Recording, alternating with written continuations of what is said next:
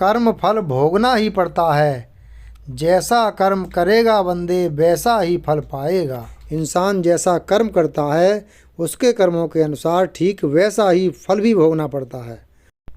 आज इस पोस्ट में जैसी करनी वैसी भरनी वाली सोच पर एक हिंदी कहानी बताने जा रहे हैं, जिनसे प्रेरणा लेकर अच्छे कर्म करने को लोग प्रेरित हो सकते हैं।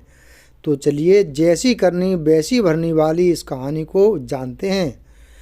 एक पंडित जी थे जो कि बहुत ही धार्मिक प्रवृत्ति के थे और वे शहर के मंदिर में रहा करते थे।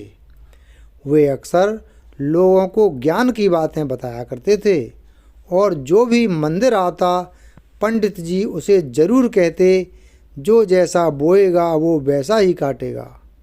सबको अपने कर्मों का फल यहीं भोगना पड़ता है, जिसके कारण वहाँ के लोगों को पंडित जी पर बहुत विश्वास था और सभी लोग पंडित जी का बहुत आदर करते थे, जिसके कारण पंडित जी के ज्ञान की प्रसिद्धि दूर दूर तक फैल गई थी।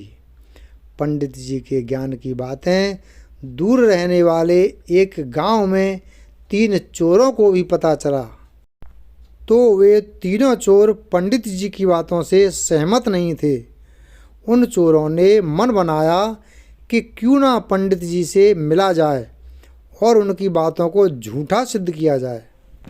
ऐसा सोचकर वे तीनों चोर वेश बदलकर उस मंदिर में पहुंच गए।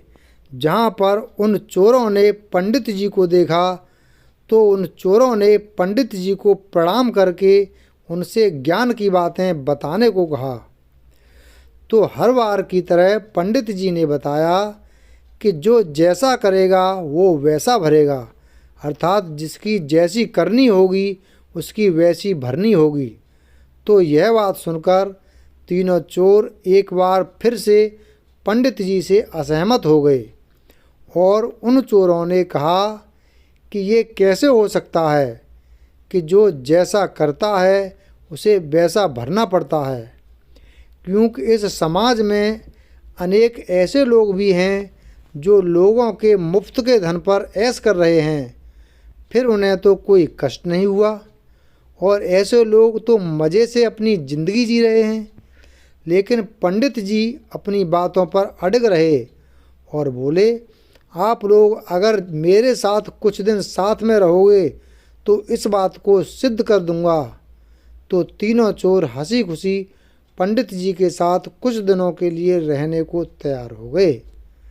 तो इसके बाद पंडित जी ने मंदिर के पीछे खाली पड़े खेत को 3 हिस्सों में बांट दिया और बोले, आज से आप लोग इन खेतों में खेती करेंगे और जैसा मैं कहूँगा वैसा ही आप लोग करना। तो तीनों चोरों ने हामी भर दी। इसके बाद पंडित जी ने तीनों चोरों को खेती करने के सारे नियम उन चोरों को बता दिए। फिर इसके बाद वे तीनों चोर अपने खेतों में खेती करने जुट गए। एक चोर अपने खेतों में खूब मेहनत करता और कोई समस्या होती तो पंडित जी से सहायता लेता और इस प्रकार वह एक अच्छे किसान की तरह अपने खेतों में खूब अच्छी फसल लगा दिया। इसी तरह दूसरा चोर भी अपने खेतों में थोड़ा कम मेहनत करता था और किसी तरह उसने भी अपने खेतों में फसल लगा दिया, जबकि तीसरा चोर तो अपने खेतों में थोड़ा सा भी मेहनत नहीं करता था और सब खेतों में थोड़े से मेहनत करके किसी तरह बीज को बो दिया। और कुछ महीनों पश्चात जब तीनों चोरों की फसल तैयार होने का समय आ गया, पंडित जी बोले, चलो अब मैं आप लोगों के फसल को देखूंगा कि किसकी फसल कैसी हुई है। इसके बाद पंडित जी जब खेत पर पहुँचे तो देखा कि पहले वाले चोर की फसल काफ़ी अच्छी लगी है, जबकि दूसरे वाले चोर की फसल थोड़ा कम लगी है और तीसरे वाले चोर के खेत में नाम मात्र के लिए कहीं कहीं फसल लगी हुई है। जिसको देखकर पंडित जी ने उन तीनों चोरों से कहा, देखो, जिसने जैसा किया है उसकी वैसी फसल लगी हुई है। अर्थात जिसने अपने खेत में अच्छा काम किया है उसकी फसल सबसे अच्छी लगी हुई है। इस प्रकार आप तीनों लोग समझ सकते हो कि जो जैसा और जितना मेहनत करेगा उसे वैसा ही उतना अपने मेहनत का फल यानी उसकी फसल तैयार होगी। यानी अब आप लोगों ने जैसा बोया है वैसा ही अब आप लोग अपना फसल काट सकते हो।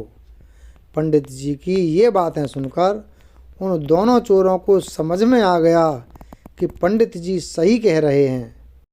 जबकि तीसरा वाला चोर बोल पड़ा कि पंडित जी आप ही बताइए कि खेती करना मुझे नहीं आता है, इसलिए मेरी फसल अच्छी नहीं हुई होगी।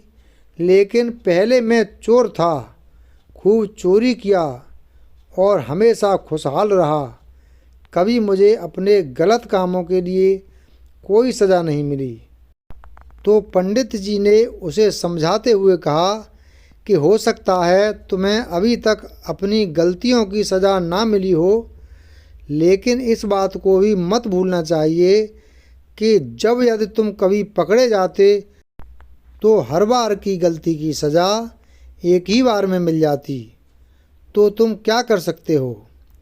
इंसान अपने गलत कामों की वजह से बार बार बच सकता है, लेकिन जब उसके बुरे दिन आएंगे तो फिर कोई बचाने वाला नहीं मिलेगा।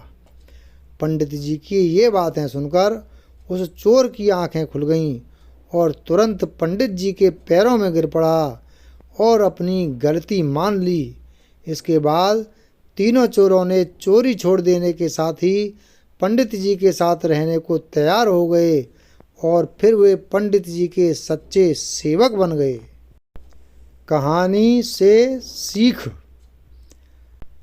तो देखा दोस्तों, उन चोरों की तरह हमें भी अपने जीवन में ये कभी कभी महसूस होता है कि हम जो करते हैं वो हमेशा सही होता है और हमें लगने लगता है हम सभी चीज़ें सही कर रहे हैं, इसलिए हमारा कोई कुछ नहीं बिगाड़ सकता है। लेकिन ऐसा करते हुए हम ये भूल जाते हैं कि यदि हम गलत रास्ते पर चल रहे हैं तो हमें इसकी सज़ा नहीं मिलेगी, क्योंकि हो सकता है उस समय परिस्थितियाँ हमारे अनुकूल रही हों, लेकिन हम बच जाते हैं। लेकिन हमें इस बात का भी ख्याल रखना चाहिए, हर दिन हर समय परिस्थितियाँ हमारे अनुकूल नहीं रह सकती हैं। ऐसी स्थिति में हमें अपनी की गई गलतियों की सज़ा मिल सकती है। इसलिए परिस्थितियाँ चाहे कैसी भी क्यों ना हों, हमें कभी भी गलत मार्ग का सहारा नहीं लेना चाहिए, क्योंकि ऐसा करने से हम एक बार दो बार बच सकते हैं, लेकिन बार बार नहीं बच सकते। इसलिए हमें कभी भी गलत मार्ग का अनुसरण कभी नहीं करना चाहिए। इसलिए जैसा कि कहा भी गया है, जैसी करनी वैसी भरनी।